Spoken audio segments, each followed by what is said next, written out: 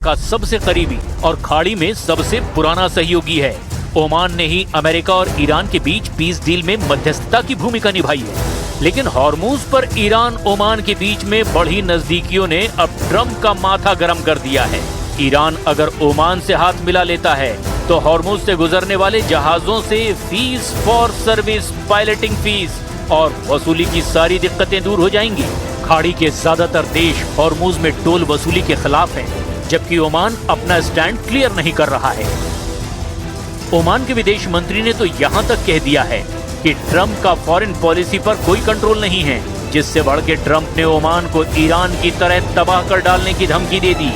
अमेरिकी विदेश विभाग ने ओमान के बारे में ट्रंप की धमकी का वीडियो क्लिप भी पोस्ट किया है।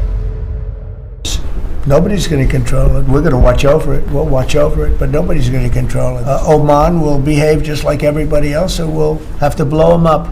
They understand that. They'll be fine. Trump Iran में उलझे हुए हैं।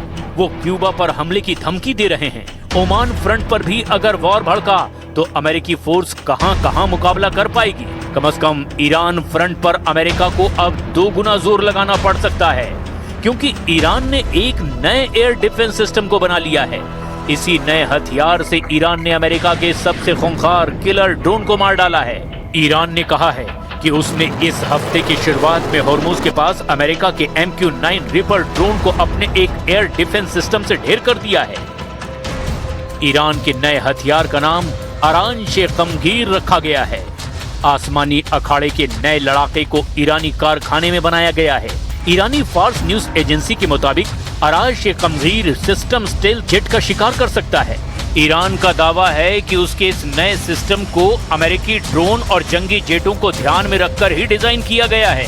नए डिफेंस सिस्टम बड़े रडार सिस्टम पर निर्भर नहीं है, जिससे इसकी लोकेशन ट्रेस करना आसान नहीं है। ईरान का कमगीर surface to air missile system है। इसे लगाना और लॉन्च करना काफी आसान होता है। सीज फायर के बीच ईरान ने अपनी मिसाइलों के गोदाम भर लिए हैं। ईरान ने फास्ट बोट बढ़ा ली है।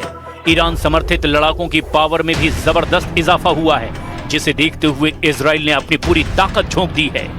इजराइल ने लेबनान में हिजबुल्लाह पर सबसे घातक हमले शुरू कर दिए हैं। बेरूत में इजराइल ने रिवोल्यूशनरी टॉप कमांडर को निशाना बनाया है। लेबनानी मीडिया रिपोर्ट के मुताबिक इजरायली हवाई हमले ने बेरूत के शुएफेट अल अमरूसिया में एक अपार्टमेंट को ढहा दिया है। इजरायली हवाई हमले का निशाना अली अल हुसैनी थे, जो IRGC QF की इमाम हुसैन डिवीजन मिसाइल यूनिट के कमांडर थे।